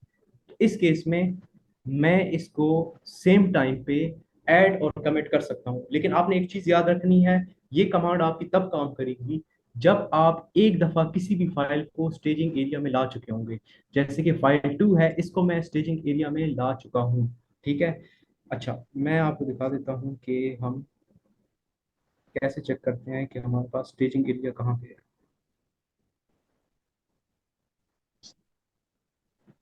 देखिए, मुझे कैसे पता चलेगा कि ये फाइल 2 मेरी स्टेजिंग एरिया में है। तो मैं कमांड रन करता हूँ, गेट ls, यानी कि list of all the files which are place in staging area. जैसे मैंने इसको क्लिक किया, तो आप यहाँ पे देखेंगे कि file .txt and file 2.txt already staging area में है। इसका मतलब है कि अब मैं, चूंकि ये मेरी फाइल ऑलरेडी स्टेजिंग एरिया में है, सिर्फ मैंने इसको मॉडिफाई करना है, यानी मॉडिफाई हो गया, इसको दोबारा मैं स्टेजिंग एरिया में सिर्फ मॉडिफाई वर्जन इसका लेके आऊंगा। तो उस केस के लिए मुझे क्या कमांड रन करनी पड़ेगी, मुझे कमांड रन करनी पड़ेगी git commit dash hyphen M, hyphen A और M. A means add, M means message. यानी ये कमांड आपकी स्टेजिंग एरिया में भी लेके आ रही है और सेम टाइम पे उसको कमिट भी कर रही है। तो हम यूज कर लेते हैं Git and commit dash A M. अच्छा, अब आपने याद रखना है कि जब हम लगाते हैं ना हाइफन, आगे मैंने कुछ भी लगाया ABC, इसका मतलब ये है कि जब आपके पास सिंगल हाइफन होगा, तो वो बैकएंड पे जाके कैसे रन करेगा उस कमांड को, वो डैश ए को अलग कमांड समझेगा, डैश बी को अलग कमांड समझेगा, डैश सी को अलग कमांड समझेगा। तो इसलिए dash A means add, dash M means message. मैं यहाँ पे सिंपली इसको कहता हूँ कि let's see file 2 is modified। तो ये हमारा सेकंड कमिट जो है वो हो चुका है। अब मैं इसकी जरा हिस्ट्री चेक करता हूँ, तो मैं यूज करूंगा गेट लॉग। जैसे मैंने लॉग किया है, तो हमारे पास 2 कमिट्स आ चुके हैं, ठीक है। हमारे पास, और आपका जो पॉइंटर है वो न्यू कमिट को पॉइंट करता है, लेटेस्ट कमिट को पॉइंट कर रहा है।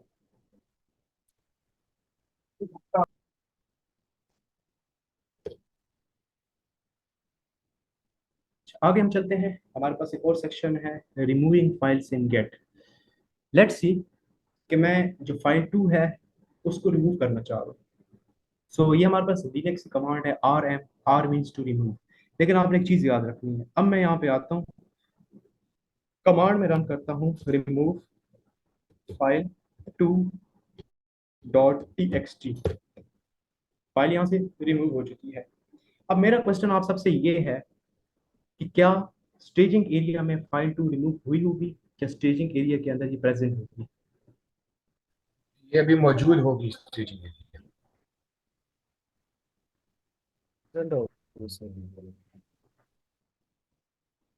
जी, ये फाइल स्टेजिंग एरिया में सर मौजूद होगी जब तक हम इस चेंज को यस, कमिट नहीं करें। हमारे पास फाइल 2 जो होगी वो स्टेजिंग एरिया में मौजूद होगी। तो मैं अगर यहाँ पे चेक कर लेता हूँ तो आप देख सकते हैं कि हमारे पास स्टेजिंग एरिया में फाइल मौजूद है। अब मैंने तो फाइल 2 जो है वो डिलीट कर दी है, तो गिट को कैसे पता चलेगा कि इसको मैंने स्टेजिंग एरिया से भी डिलीट करना है? मैं यहाँ पे अगेन आता हूँ और स्टेटस की कमांड जो है वो रन करता हूँ। जैसे मैंने रन की तो मुझे स्टेटस के अंदर बताया जा रहा है कि आपने फाइल 2 को डिलीट कर दी है। अब स्टेजिंग एरिया में इसको कैसे पता चलेगा कि डिलीट कर दी है? तो अगेन मुझे सिंपल कमांड रन करनी पड़ेगी, गिट ऐड, और हमारी फाइल का क्या नाम था, फाइल 2.txt, इंटर किया। अच्छा, अब बेसिकली मैंने ये गिट को बताया है कि स्टेजिंग एरिया से जो फाइल 2.txt है उसको आप वहां से भी खत्म कर दें। अब मैं यहाँ पे आता हूँ और चेक करता हूँ अगेन उस कमांड से। अब आप देखें कि हमारे पास स्टेजिंग एरिया के अंदर फाइल नहीं होती। अच्छा, ये अब आपको बताना क्यों ज़रूरी था? ये इसलिए ज़रूरी था कि अमूमन हम एक फाइल यूज़ करते हैं डॉट गिट इग्नोर। अब गिट इग्नोर आप किसी भी प्रोजेक्ट पे काम कर रहे हैं, फॉर एग्जांपल मैं जेंगो की प्रोजेक्ट पे काम कर रहा हूँ। अब जेंगो की जब मैं माइग्रेशन करता हूँ तो माइग्रेशन की जो फाइल्स होती हैं वो बहुत ज़्यादा आप कह सकते हैं हैवी होती हैं। या मैं आपके टाइप स्क्रिप्ट की बात करता हूँ तो टाइप स्क्रिप्ट के केस में आपने प्रोजेक्ट बनाया है, उस प्रोजेक्ट की कुछ डिपेंडेंसीज हैं जैसे कि नोड मॉड्यूल्स हैं। अब अगर आप वो नोड मॉड्यूल्स पुश करके, यानी कि आप उसको गिटहब पे रिमोटली पुश कर देंगे, तो जब आपकी कोई रिपोजिटरी पे जाएगा तो आपकी रिपोजिटरी को लोड होने में काफ़ी टाइम लगेगा। उसकी रीज़न क्या है? उसकी रीज़न ये है कि आपने वो नोड मॉड्यूल्स की पूरी डायरेक्टरी ही अपलोड कर दी है जो कि डिपेंडेंसीज थी। वो तो आपके सिस्टम के लिए थी, आपके सिस्टम में उस एप्लीकेशन को चलाने के लिए थी, वो तो हमने वहाँ अपलोड नहीं करनी थी। और अमूमन लोगों ने डॉट गेट इग्नोर के अंदर वो चीज़ मेंशन की होती है लेकिन फिर भी वो मिला अपलोड बहुत। होती है। उसकी वजह ये होती है कि वो जो पहले कमिट कर चुके होते हैं और वो स्टेजिंग में यार नोड मजबूरी, मॉड्यूल्स आ जब चुका बहुत होता है। नहीं माना मैंने। अच्छा, तो उसको हम हैंडल कैसे करते हैं वो मैं आपको आगे बताता हूँ। तो सबसे पहले मैंने आपको ये चीज़ बता दी है कि हम किस तरीके से स्टेजिंग एरिया के अंदर से डिलीट कर देंगे। लेट्स सी मैं दोबारा आता हूँ, इको करता हूँ और यहाँ पे मैं लिखता हूँ फाइल, लेट्स यहाँ लिखते हैं हेलो, और अगेन ऐड कर लेते हैं फाइल 1.txt। इस टाइम तो हमारे पास फाइल 1.txt की एक फाइल बन चुकी है जिसके अंदर हमारे पास हेलो वर्ल्ड है, और इसको मैं अगेन स्टेजिंग एरिया में ऐड करता हूँ। सो मुझे कमांड रन करनी पड़ेगी, गिट ऐड, और इसकी जो मैं स्नैपशॉट ले लेता हूँ।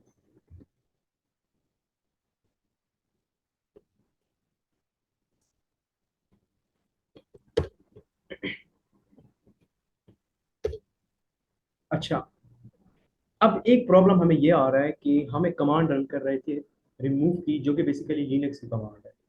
हमें गिट एक और कमांड प्रोवाइड करता है अगर आप चाहते हैं कि आपकी कोई फाइल, जैसे कि फाइल 1 है, इसको मैं वर्किंग डायरेक्टरी से भी डिलीट करना चाह रहा हूँ और इसको मैं स्टेजिंग से भी डिलीट करना चाह रहा हूँ, तो उसके लिए हमें गिट एक कमांड प्रोवाइड करता है। लेकिन उससे पहले हम देख लेते हैं कि हमारे पास स्टेजिंग एरिया में फाइल 1 मौजूद है। तो मैं ये चाह रहा हूँ सेम टाइम पे गिट फाइल 1 को मेरी डायरेक्टरी से भी डिलीट कर दे और मेरे स्टेजिंग एरिया से भी डिलीट कर दे, ताकि मुझे डिफरेंट कमांड्स रन ना करनी पड़े।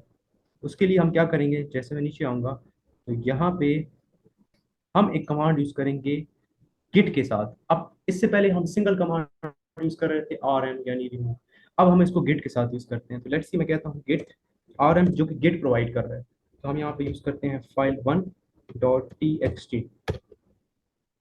तो अब आप देखेंगे कि उसने यहाँ से रिमूव कर लिया है। लेट्स मैं वेरीफाई करता हूँ कि क्या ये हमारे पास स्टेजिंग एरिया में है। तो अब आप देखेंगे उसने स्टेजिंग एरिया से भी रिमूव कर ली है और हमारी वर्किंग डायरेक्टरी से भी रिमूव कर ली है।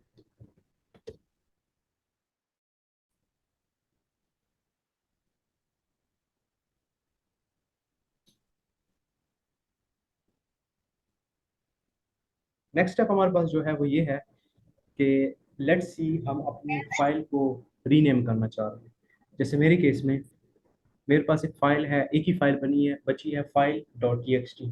मैं इसको टोटली रीनेम करना चाह रहा हूँ। मैं इसको करना चाह रहा हूँ मेन डॉट जेएस या मेन डॉट टीएस यानी कि टाइप स्क्रिप्ट।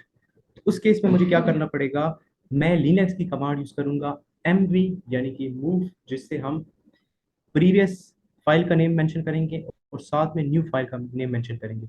अब याद रखना है कि जब हम इसको चेंज कर देंगे ना तो ये अनट्रैक फाइल में आ जाएगी। इसको दोबारा हम ट्रैक में लाने के लिए स्टेजिंग एरिया में लाजमी लाएंगे। सो मैं यहाँ पे आता हूँ, मैं कमांड रन करता हूँ मूव। मैं चूंकि इस फाइल को चेंज करना चाह रहा हूँ, ये मैं यहाँ पे रहते हुए कर सकता हूँ, इधर रहते हुए भी इसको रीनेम कर सकता हूँ, ठीक है। लेकिन इस केस में मैं यहाँ पे करता हूँ तो मैं इसको लिखता हूँ फाइल डॉट और मैं इसको कहता हूँ मेन डॉट जेएस। सो अब आप देखते हैं हमारी फाइल यहाँ पे चेंज हो गई है। फाइल चेंज हो गई है तो अगर मैं इसका स्टेटस चेक करूंगा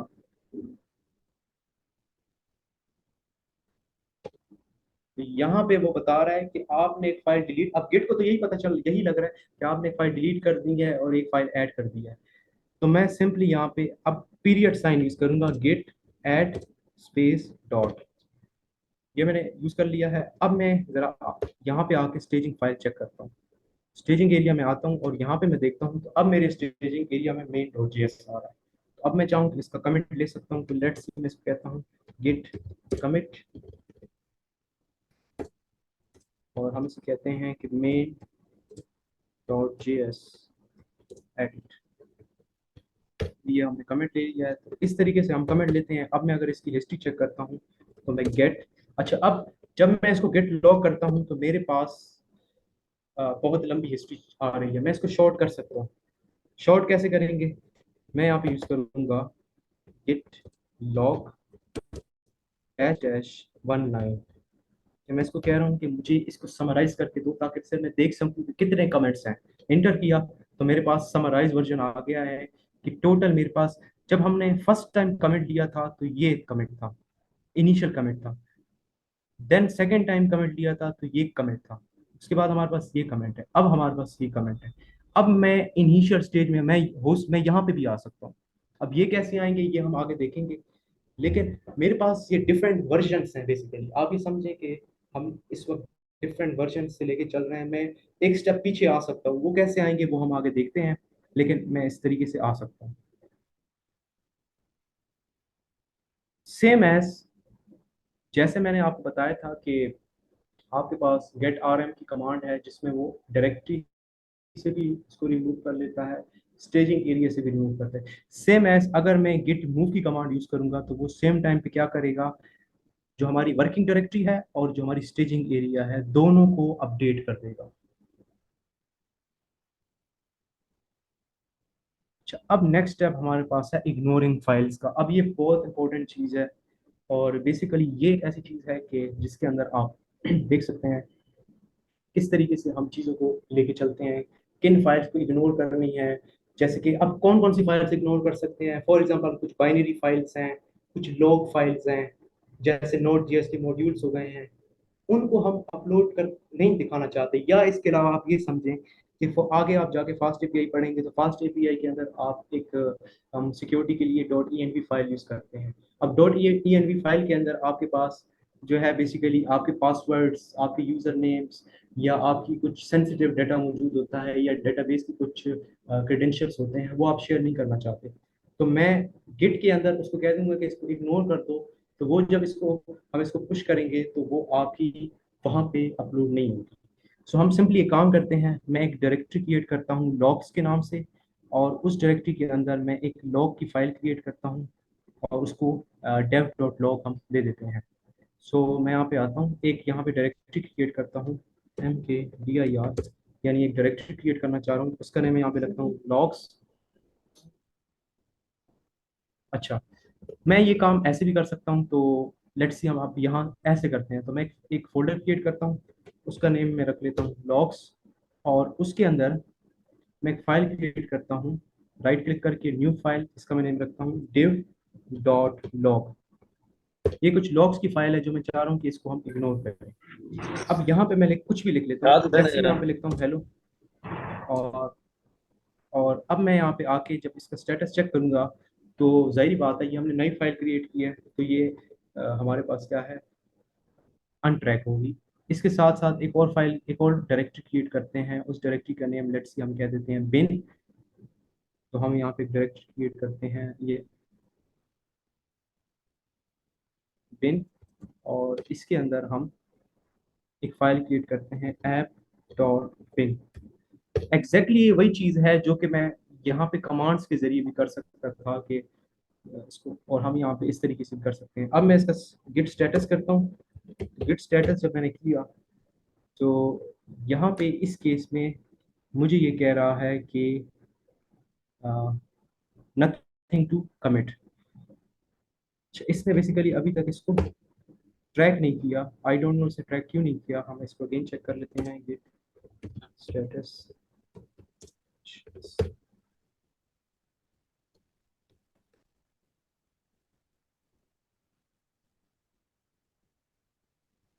अच्छा, अब यहाँ पे मैं एक काम करता हूँ, एक फाइल क्रिएट करता हूँ डॉट इग्नोर की। एक फाइल क्रिएट करते हैं डॉट गिट इग्नोर। इग्नोर की एक फाइल क्रिएट की और ये तो डायरेक्टरी क्रिएट हो गई है।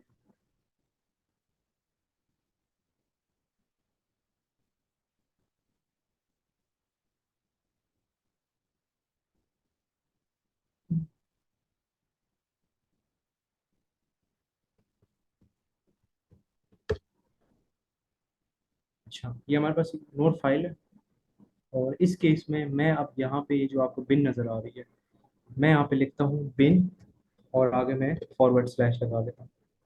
अच्छा, फॉरवर्ड स्लैश लगाया तो अब इस केस में ये मेरे पास आई डोंट नो ये क्यों जो है वो शो नहीं कर रहा। तो मैं इसको देख लेता हूँ। अभी के केस में ये मेरे पास क्यों नहीं शो कर रहा है, इसकी क्या वजह है मुझे नहीं पता। तो मैं इसको एक दफ़ा कमांड से कर लेता हूँ। सो हम इसको कमांड से कर लेते हैं, MKDIR डॉक्स, एंड उसके बाद हम कहते हैं कि echo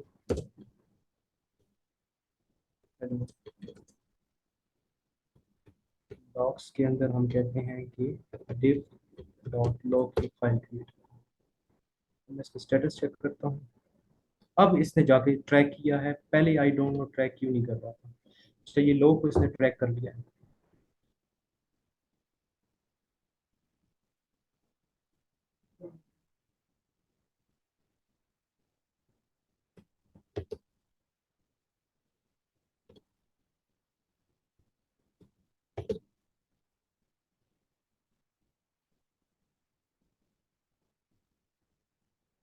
अच्छा, वो बेसिकली ट्रैक इसलिए नहीं कर रहा था क्योंकि हमारे पास, हम इसको गिट की रिपोजिटरी के बाहर क्रिएट कर रहे थे, इस वजह से इसको ट्रैक नहीं कर रहा था। तो ये गिट की रिपोजिटरी, गिट की जो डॉट गिट की फाइल है वो इसके अंदर है, तो मुझे इसके अंदर जाके फोल्डर क्रिएट करना है। तो अब मैं इसको अंदर डॉक्स कर लेता हूँ, और यहाँ पे इसको हम कहते हैं div डॉट लॉग। सेम इसी लेवल पे मैं एक और फोल्डर क्रिएट, अब देखिए अब आपको नजर आ रहा है। तो बेसिकली हमारे जो ये मार्स की जो डायरेक्टरी है इसके अंदर गिट की फाइल पड़ी हुई है। नेक्स्ट हमारे पास है बिन एंड ऐप डॉट बिन। अब ये मैंने बहुत सारी फाइल्स क्रिएट कर ली हैं। अब मैं यहाँ पे स्टेटस चेक करता हूँ। तो जैसे मैंने स्टेटस चेक किया तो मेरे पास इस केस में वो बता रहा है कि आपके पास 2 अनट्रैक फाइल हैं। तो मैं बजाय इसके, अब चूंकि गिट भी मैंने बाय क्रिएट किए हुए, तो इसको मैं यहाँ से कट करता हूँ और इसके अंदर मैं इसको ले आता हूँ। इसको मैं यहाँ पे ले आया। अब हमारे पास स्टेटस जब चेक करेंगे तो मुझे कहेगा कि डॉट गिट इग्नोर की फाइल भी मौजूद है। तो लेट्स सी, सबसे पहले मैं डॉट गिट इग्नोर को स्टेजिंग एरिया में ऐड करता हूँ। तो Git add dot Git ignore, तो ये स्टेजिंग एरिया में आ जाएगी और हम इसको वेरीफाई कर सकते हैं।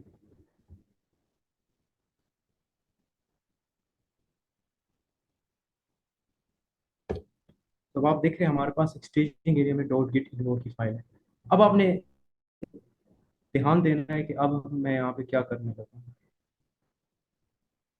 लेट्स सी मैं क्या करता हूँ कि ये जो मेरे पास डॉट इग्नोर की फाइल है, इस इग्नोर फाइल के अंदर मैं इसको कह रहा हूँ कि इस लॉग को इग्नोर कर दो, यानी कि मैं ये चाह रहा हूँ कि लॉग को टोटली गिट इग्नोर कर दे इसको। अब जब हम इसको पुश करेंगे गिटहब पे तो ये ना जाए, उसके लिए अब मैं जैसे यहाँ पे लिखूंगा लॉग्स, चूंकि मेरी गिट इग्नोर की फाइल पहले स्टेजिंग एरिया में ऐड है, उसको पता चल गया कि एक फाइल ऐड हुई है जिसका नाम है डॉट गिट इग्नोर। अब मैं लॉग्स करके फॉरवर्ड स्लैश लगाता हूँ। जैसे मैंने फॉरवर्ड स्लैश लगाया तो आप देखिए क्या हुआ है।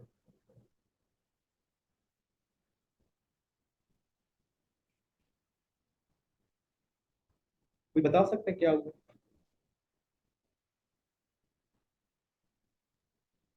उसके ऊपर वो पहले ग्रीन थी सर, और अब वो देखें कि वो उसका कलर चेंज हो गया है, उसने उसको इग्नोरेंस की तरफ ले गया।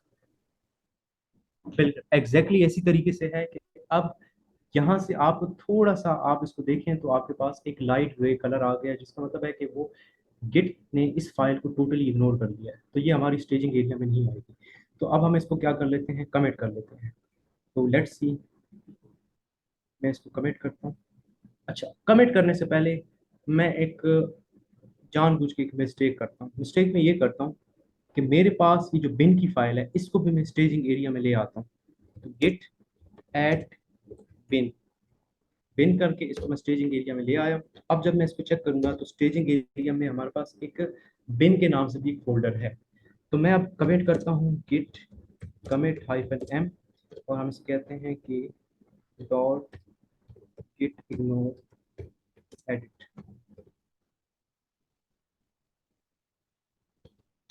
तो ये हमने कमिट ले लिया और हम फाइनली इसको वेरीफाई कर सकते हैं।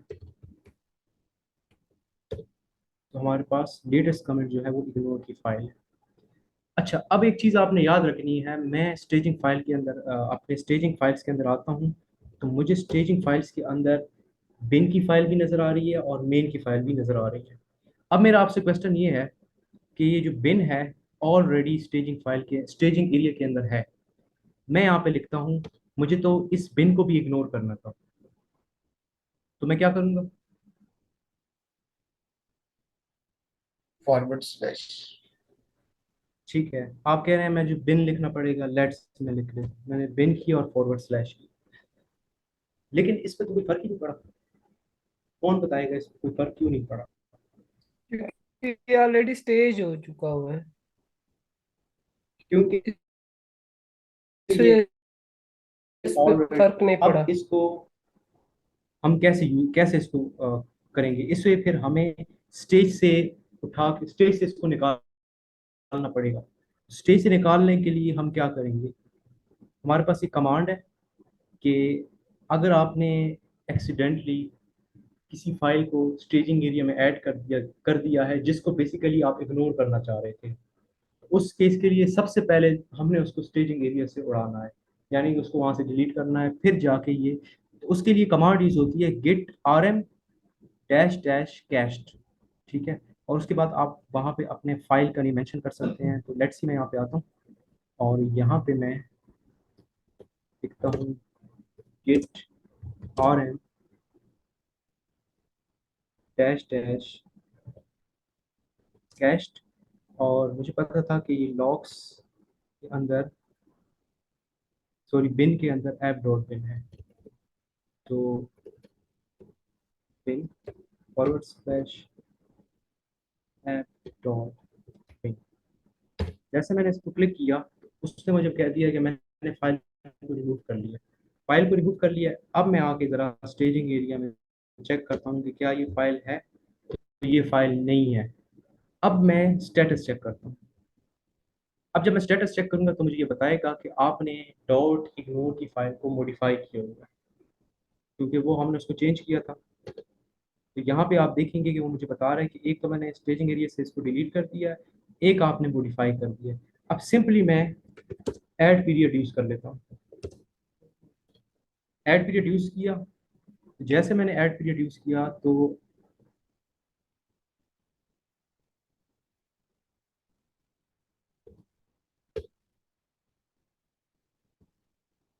अब इसको हम कर लेते हैं कमिट, या लेट्स सी, मैं अगेन यहाँ पे आता हूँ इग्नोर के अंदर और यहाँ से बिन फॉरवर्ड स्लैश, देखें आपको नजर आ गया कि उसने इसको इग्नोर कर लिया। अब मैं इसको सिंपली इसको ट्रैकिंग में ले आता हूँ और मैं इसको कमिट कर दूँ।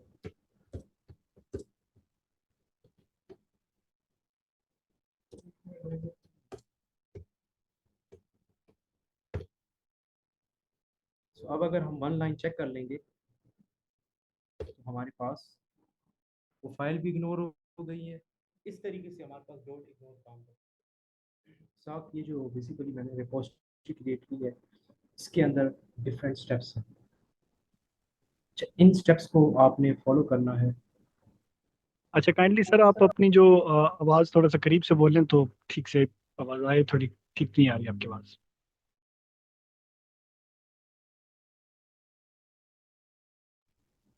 अब क्लियर आ रही? अच्छा, स्क्रीन आपको नज़र आ रही होगी। बेसिकली ये जो रिपोजिटरी मैंने क्रिएट की है इसके अंदर डिफरेंट स्टेप्स हैं। ठीक है, स्टेप्स वन के अंदर मैंने कोशिश की है कि स्टेप ज़ीरो के अंदर थोड़ी सी कॉन्फ़िगरेशन करने की। अब ये ऐसी चीज़ है कि न्यू है, लेकिन मैंने हर स्टेप को जितना मुझसे एक्सप्लेन हो सकता था फ्रेंडली वे में वो मैंने कोशिश कर ली है उसको एक्सप्लेन कर दूँ। अच्छा, अब हमारे पास जो स्टेप वन है उसके अंदर मैंने सिंपली स्नैपशॉट क्रिएट करना सिखाया है। स्टेप टू के अंदर स्टेप स्टेप जो हमारे पास थ्री है उसके अंदर हम लोगों ने बेसिकली ब्राउजिंग हिस्ट्री जो है वो हम देखेंगे। ब्राउजिंग हिस्ट्री बेसिकली जो हम लोगों ने कमेंट्स लिए हैं वो कैसे करते हैं। सेम है, स्टेप्स फोर है उसमें हमारे पास ब्रांचिंग है कि हम डिफरेंट ब्रांचेस कैसे क्रिएट करते हैं। स्टेप फाइव में कोलेब्रेशन, जिसमें अगर आप कोलेब्रेशन से यहाँ से बेसिकली गिट के साथ गिटहब के साथ कनेक्शन है कि किस तरीके से हमने चीज़ों को लेके चलना है, कैसे रिपोजिटरी क्रिएट करनी है, कैसे क्लोन करनी है, फेच करनी है, पुल करनी है या पुश करनी है, ये डिफरेंट ब्रांचेस कैसे क्रिएट करने हैं। और हमारे पास फाइनली जो लास्ट स्टेप है वो है री राइटिंग हिस्ट्री का, जो कि बेसिकली लोकल में ही यूज़ होती है। अब ये एक बहुत इस रिपोजिटरी को अगर मैं देखूं तो ये एक डीप डाइव रिपोजिटरी है और मुझे लगता है कि ये बहुत पॉसिबल नहीं है, बहुत मुश्किल हो जाएगा कि इसको मैं कवर अप कर सकूं। लेकिन ये सिर्फ मैं आपको एक रिपोजिटरी का ओवरव्यू दे रहा हूँ कि ये बहुत फ्रेंडली रिपोजिटरी है। आप स्टेप्स को पढ़ेंगे और फॉलो करते जाएं। ठीक है, अब जैसे मैं आपको बताता हूँ, फॉर एग्जांपल हमारे पास ये एक ब्राउजिंग हिस्ट्री के ऊपर जब आप सिंपली क्लिक करेंगे तो यहाँ पे आपके पास डिफरेंट स्टेप्स हैं। अच्छा, यहाँ पे जब आप आएंगे स्टेप वन के ऊपर, तो स्टेप वन पे जब आप क्लिक करेंगे तो यहाँ पे मैंने एक जिप फाइल साथ में जो है अटैच की हुई है वेन्यूज के नाम से। अब ये जिप फाइल को जब आप अनजिप करेंगे तो ये बेसिकली एक पूरी गिट की रिपोजिटरी है जिसके अंदर पहले से कमेंट्स क्रिएट हैं, पहले से कुछ फाइल्स क्रिएट हैं। अब इनको यूज करते हुए सबसे पहले तो आप लोगों ने क्या करना है कि इनके साथ यूज टू होना है और वो जितनी भी पुरानी कमांड्स हैं उनको रन करना है। जब उनको आप रन करेंगे तो आपको एग्जैक्टली समझ आ जाएगा किस तरीके से लेके चलना है। तो मैंने इस तरीके से ब्राउजिंग हिस्ट्री आप देख लें, इस तरीके से आप देखें ब्रांचेस के ऊपर, तो ब्रांचेस के ऊपर भी मैंने यहाँ पे ब्रांचेस क्या हैं उनको एक्सप्लेन किया हुआ है, रिपोजिटरीज क्या है, या गेटिंग रिपोजिटरी के ऊपर आएंगे तो यहाँ पे भी आपको सेम जिप की फाइल जो है वो नजर आ जाएगी। ठीक है, इसके साथ साथ अगर आप किसी भी सेक्शन में आएंगे जैसे कि ब्राउजिंग हिस्ट्री है या ब्रांचेस है या कोलैबोरेशन है, जब आप बिल्कुल नीचे आएंगे तो यहाँ पे मैंने दो चीज़ें ऐड की हुई हैं, एक समरी और एक ऐड की हुई है एक्सरसाइज। समरी के ऊपर जब आएंगे तो ये मैंने एक पीडीएफ दिया हुआ है और इस पीडीएफ को अगर आप देखेंगे तो इसके अंदर वो सारी की सारी कमांड्स हैं जो कि एक तो अबाउट रीडमी फाइल के अंदर भी मौजूद है, एक जिस सेक्शन के अंदर जो जो कमांड्स हम देखेंगे वो सारी की सारी कमांड्स में अच्छा है। और आपको ताकि इसको याद करने की जरूरत ना हो वो बेसिकली हम लोगों ने इसको मैंने इसको ऐड किया हुआ है। सो मेरे ख्याल में हम क्वेश्चंस ले लेते हैं क्योंकि हम इसको कवर तो कर नहीं सकेंगे, लेकिन मैंने एक रिपोजिटरी बना दी है, इसको सिर्फ आप लोगों ने जाके रीड करना है।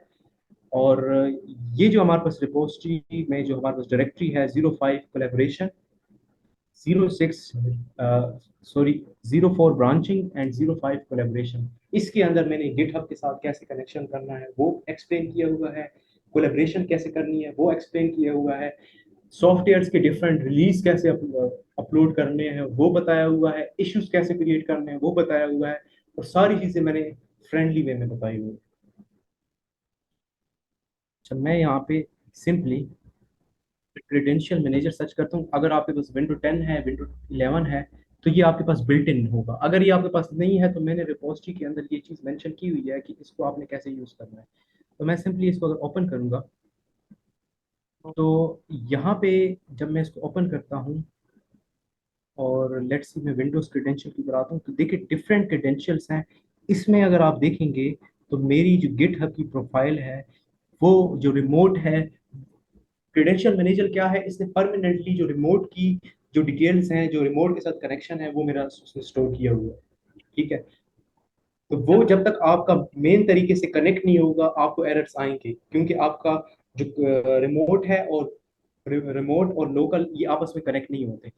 तो वो प्रॉपर हमारे पास थोड़ा सा इशू आ जाता है, और ये भी आप सिर्फ फर्स्ट टाइम करते हैं। ठीक है, अच्छा अब मैं आपको सिंपली दिखाता हूँ कि लेट्स सी, मैं यहाँ पे आता हूँ, होस्टिस के ऊपर आता हूँ,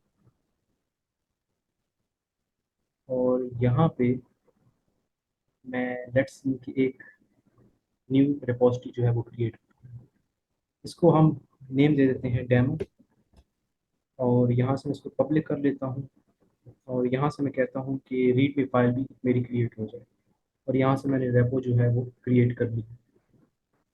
तो जैसे मेरे पास रेपो क्रिएट हो गई है, अब ये पहले आपने एक चीज़ याद रखनी है कि आप जब कोई भी काम शुरू करेंगे तो आपने इस चीज़ को ध्यान में रखना है कि क्या पहले आप लोकल पे काम करना चाह रहे हैं और उसको फिर रिमोट पे कन्वर्ट करना चाह रहे हैं, या पहले आप रिमोट पे करना चाह रहे हैं। पहली एग्जांपल जो मैंने आपको दी है, इसमें मैंने रिमोट पे एक रिपोजिटरी क्रिएट की है।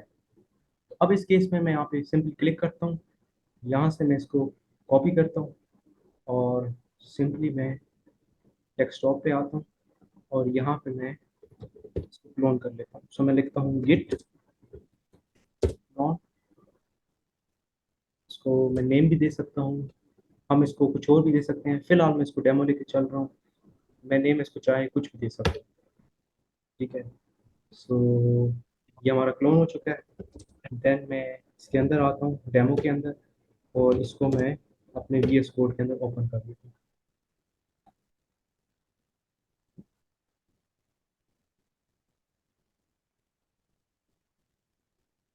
अब अब अगर आप गौर से देखेंगे ना, तो ये जो डेमो की फोल्डर है, कि डोंट इग्नोर की फाइल मैंने तो नहीं क्रिएट की, ये तो गिटहब ने क्रिएट की। क्यों? क्योंकि बेसिकली गिटहब टूल तो गिट ही यूज कर रहा है ना।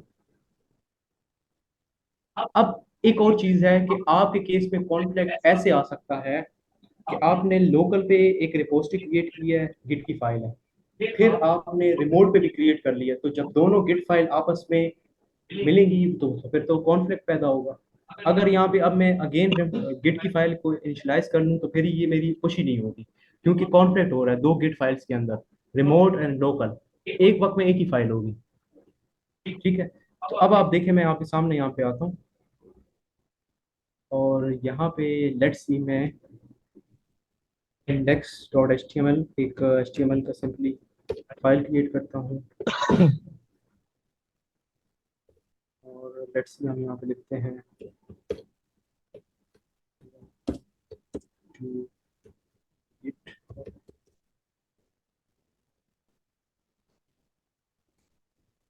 ठीक है, एंड उसके बाद हम थोड़ा सा स्टाइल यूज़ कर लेते हैं, तो style dot C S S, इसको क्लास दे देते हैं।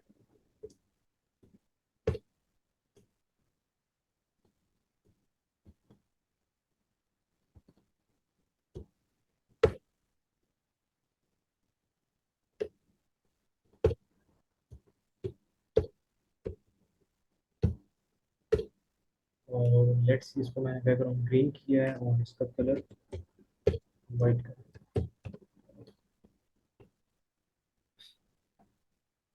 इसको मैं सिंपली लॉन्च करता हूँ और इसको एक दफ़ा देख लेते हैं, और फिर इसको हम इसको गिट पे पुश करेंगे।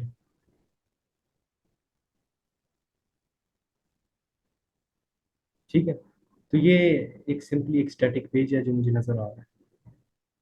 अच्छा, अभी हमारे इस केस में हमारे पास गिट गिट हब कुछ इस तरीके से नजर आ रहा है। ये देखिए, ये कमिट कहाँ से आया है। जब हमने ये फाइल क्रिएट की है तो ऑटोमेटिकली गिट ने एक इनिशियल कमिट यूज कर लिया है, खुद ब खुद उसने कमिट क्रिएट की। ये वही कमिट है जो हम रिसेंटली पढ़ रहे थे, ये वही स्नैपशॉट है। अच्छा, सो लेट्स सी, मैं यहाँ पे आता हूँ और टर्मिनल ओपन करता हूँ। यहाँ से बैश ओपन कर लेते हैं जो कि गिट की तरफ से प्रोवाइड किया जा रहा है। यहाँ मैं कहता हूँ गिट स्टेटस। तो मुझे कह रहा है 2 फाइल हैं, मैं क्विकली इसको दोनों फाइल को एक ही साथ ऐड कर लेता हूँ। तो ऐड का पीरियड लगाएंगे, एक कमेंट कर देते हैं कि स्टैटिक पेज एडिट,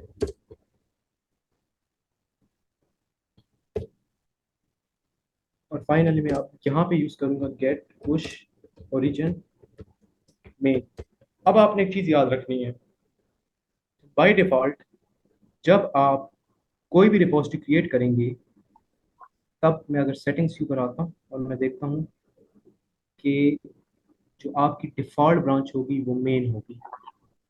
कॉन्फ्लिक्ट इस वजह से भी आ सकता है कि आपकी लोकल ब्रांच मास्टर है और जो आपकी गिटहब पे जो ब्रांच क्रिएट होती है वो मेन है, और डायरेक्ट आप मास्टर से मेन पुश कर रहे हैं, तो आपका कॉन्फ्लिक्ट आएगा। तो ये चीज़ याद रखनी है। ये आप मेरी रिपोस्ट पढ़ेंगे, आपको समझ आ जाएगा कि किस चीज़ को मैं किस कॉन्टेक्स्ट में बात कर रहा हूँ। अच्छा, सो फिर उसके बाद जी, अब मैं इसको ये सिंपली रिमोट। आपके साथ रिमोट बेसिकली आपके पास जो गिटहब की रिपोजिटरी है उसको हम रिमोट कहते हैं, कि वो और लोकल इजीली जो एक्सेस सीएमडी जो वो आपकी है। हमारे कोड के अंदर है। तो अच्छा, अभी के केस में हम रिमोट को ही यूज कर रहे हैं अपनी मशीन अच्छा। के अंदर। तो मैं अब कहता हूँ गेट पुश, जो रिमोट की रिपोजिटरी का बाय डिफॉल्ट नेम है ना वो ओरिजिन है। अच्छा, अब मुझे वो कुछ कमांड्स याद नहीं है, वो मेरी रिपोजिटरी के अंदर क्या कमांड्स ऐड है। वो कमांड जब आप रन करेंगे तो आपको एग्जैक्टली पता चल जाएगा कि रिमोट की ब्रांचेस के साथ ओरिजिन क्यों लिखा होता है। अब मैं सिंपली इसको पुश करता हूँ, Git push origin and main. तो मैंने आपके सामने पुश कर दिया, एग्जैक्टली ये पुश हो गया। अब मैं यहाँ पे आता हूँ और इसको रिफ्रेश करता हूँ। जैसे मैंने इसको रिफ्रेश किया तो आपके सामने इंडेक्स की और style dot C S S की फाइल आ चुकी है। अब लेट्स सी, मैं सेटिंग्स के ऊपर आता हूँ। उसके बाद मैं थोड़ा सा नीचे आता हूँ और यहाँ पेजेस के ऊपर आता हूँ। पेजेस पे आने के बाद मैं यहाँ से ब्रांच जो है वो अपनी सर्च सेलेक्ट कर रहा हूँ। लेट्स से हम देखते हैं हमारे पास ब्रांच मेन सेलेक्ट की, इसको मैंने सेव किया एंड इसको मैंने कह दिया कि डिप्लॉय कर दो। और लेट्स सी,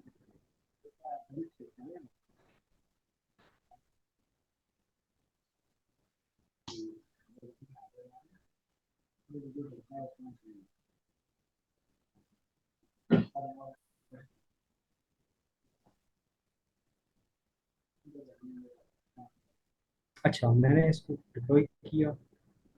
तो जैसे मैंने इसको डिप्लॉय किया तो आप गिटहब के ऊपर स्टैटिक वेबसाइट भी ला सकते हैं, ठीक है।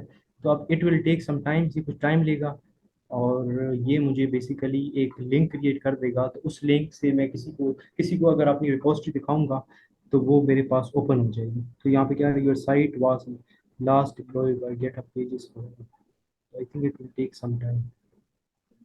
अच्छा, तभी आप क्वेश्चंस कर सकते हैं इसके अलावा।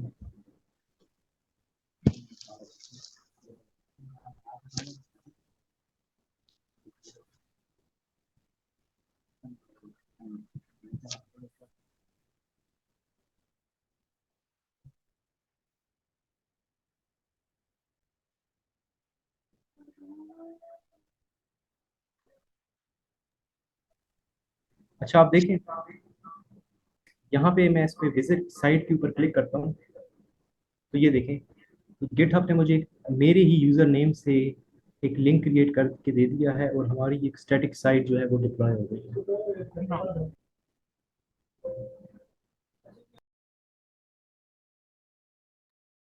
अच्छा जी, किसी का क्वेश्चन वगैरह है अगर तो वो बता दें, वरना हम सेशन को एंड करने लगे हैं। और दूसरी बात ये कि आपके पास ये रिपॉजिटरी अवेलेबल हो जाएगी, और उसके अलावा ये जो हमने सेशन किया है वो भी यूट्यूब में ये जो रिकॉर्डिंग है वो भी यूट्यूब पे आपको अवेलेबल हो जाएगी। और बात ये कि आपने चीज़ों को खुद एक्सप्लोर करना है। जिस तरीके से हमें PIAC की क्लासेस दी जाती हैं, वहाँ पे चीज़ें पढ़ाई जाती हैं, फिर उसके बाद हमें उन चीज़ों को खुद एक्सप्लोर करना पड़ता है। तो उसी तरह हमें काफ़ी चीज़ों को खुद ही एक्सप्लोर करना पड़ता है। अगर हम गिट की बात करते हैं तो गिट एक कंट्रोल वर्जन सिस्टम है। तो वो एक मीन्स कि हमें उसको सीखने में थोड़ा वक्त लगता है। तो ऐसे नहीं है कि हम एक क्रैश कोर्स लॉन्च कर दें और बता दें कि भैया हम सब कुछ एक ही क्लास में या एक ही सेशन में सीख लेंगे। तो इस तरह नहीं है। तो ये मेंटेलिटी होनी भी नहीं चाहिए किसी चीज़ को सीखने की। तो कोशिश करते रहते हैं, और कोशिश करने से ही हम चीज़ें सीख सकते हैं।